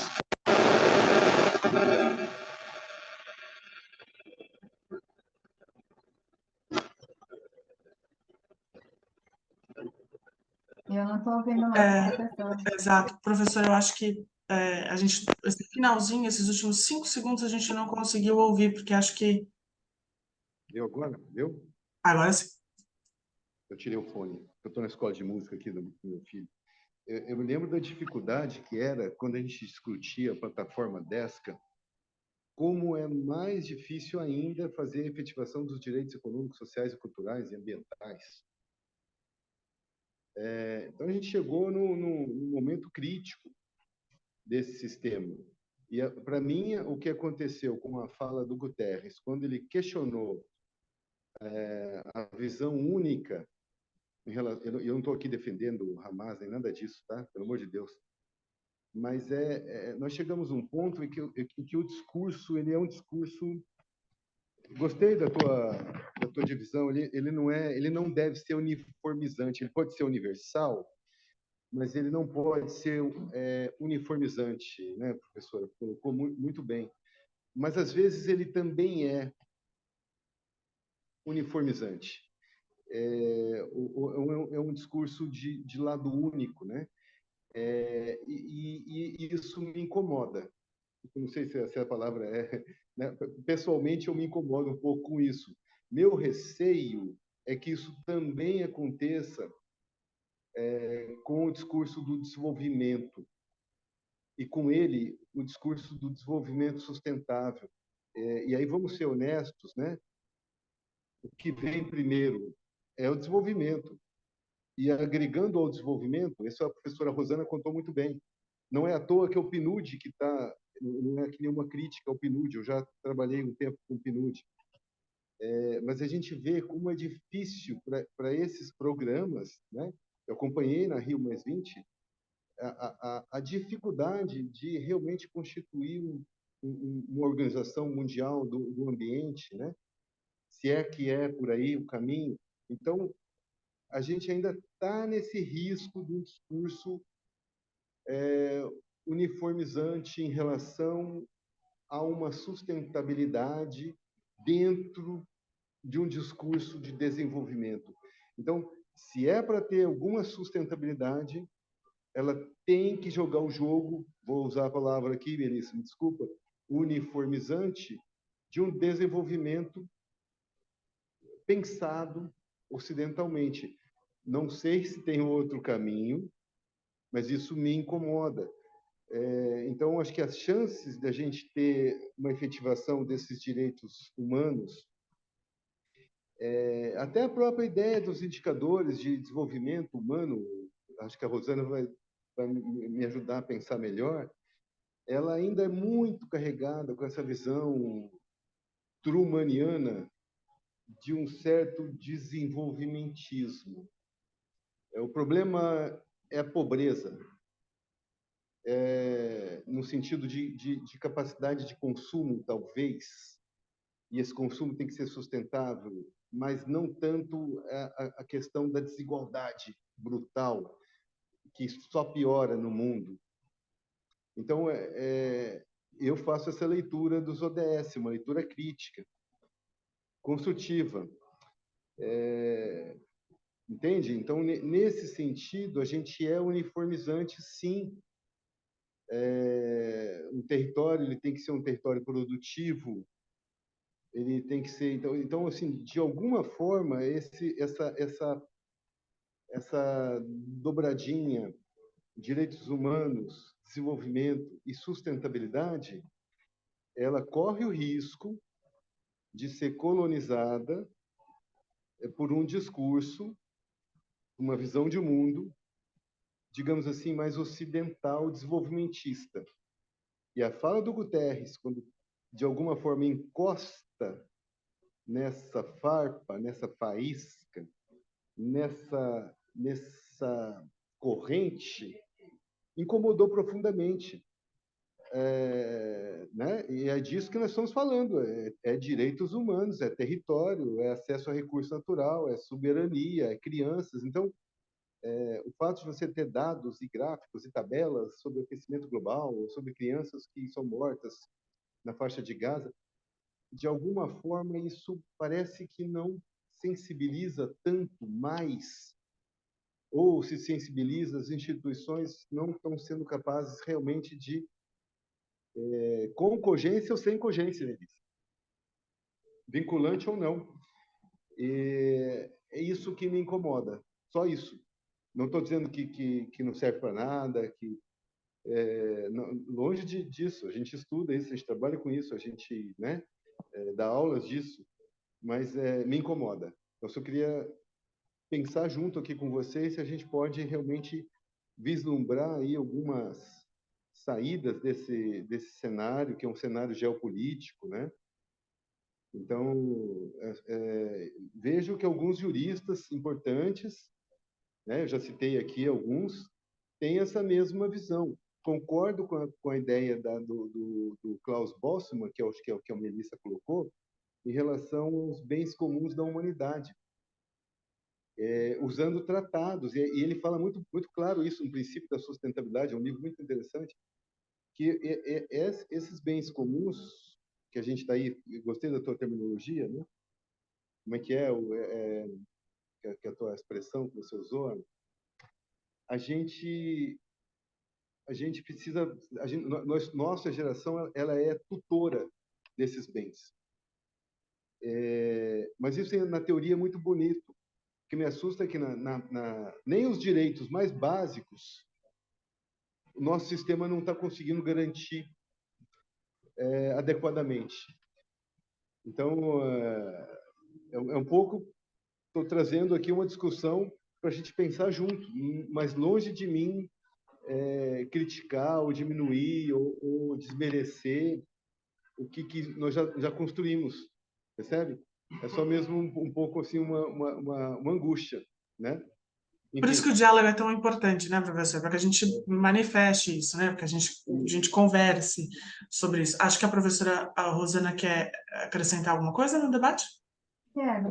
Eu quero só pontuar uma questão que eu entendo a angústia do professor Ricardo, eu já estive nos dois mundos, na academia, agora, né, no mercado, já trabalhei na iniciativa privada, já transitei por aí.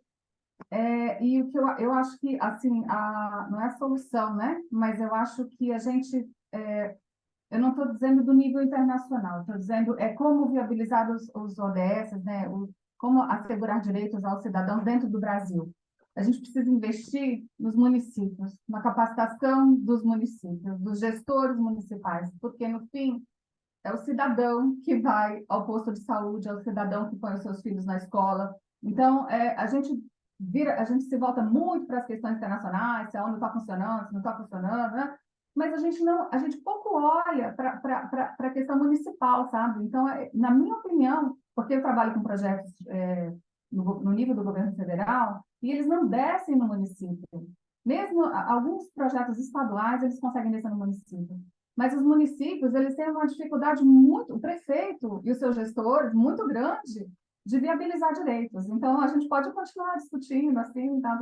Mas eu acho que precisa fazer um task force, a academia, os organismos internacionais, a iniciativa privada, etc. E como disse a professora Melissa, os ODS, o interessante dos ODS é que ele é uma agenda de todos, né?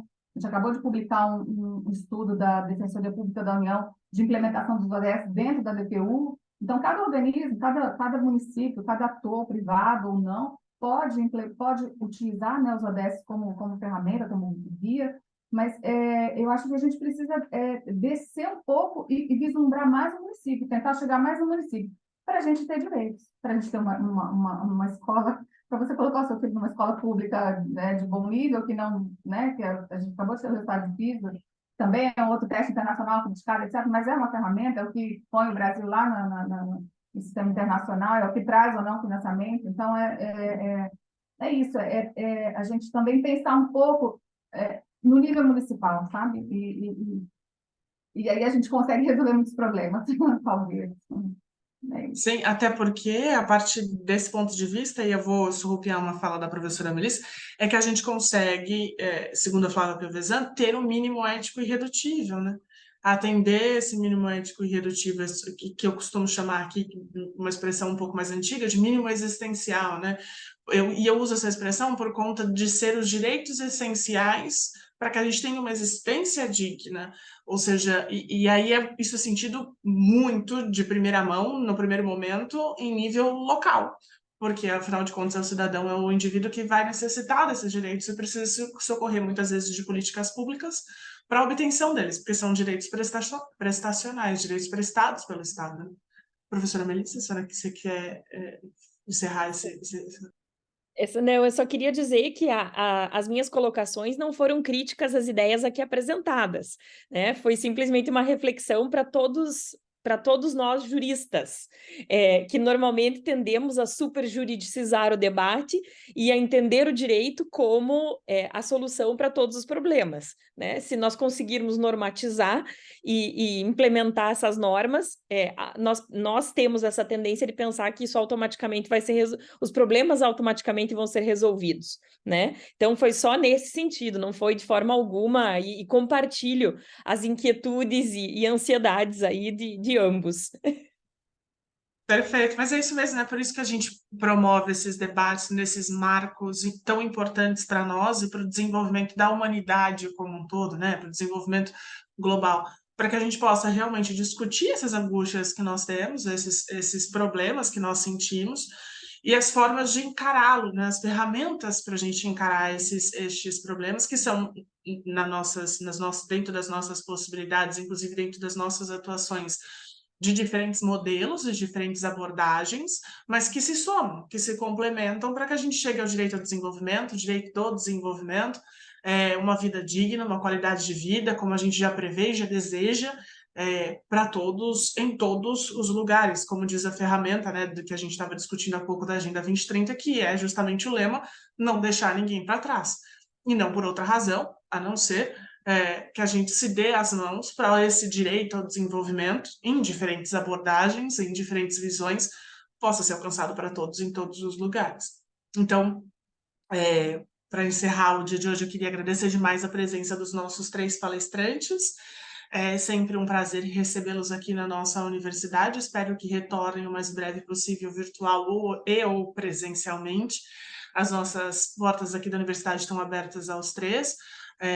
Dois deles, a professora Melissa e o Ricardo, já fazem parte do nosso grupo de pesquisa Direitos Humanos e Vulnerabilidades. Se a Rosana tiver algum tipo de interesse em participar dessas discussões mais de perto e semanalmente, as nossas reuniões são semanais, já fica o convite também para que venha participar conosco, as reuniões são online, e eu faço o convite a todos e deixo aqui registrado no vídeo para que fique o convite também futuro, que nós continuamos a sessão de debate sobre a série dos 75 anos da DU-DH amanhã, com uma palestra de manhã às 9 horas, que será integralmente em inglês, é a primeira nossa palestra em inglês dentro dessa série de debates, para a gente falar sobre o Pacto Global dos Refugiados, e à tarde, às 2 horas, com a professora Ângela, que está aqui online, que nos guiará nesse debate a respeito dos direitos humanos e da desglobalização.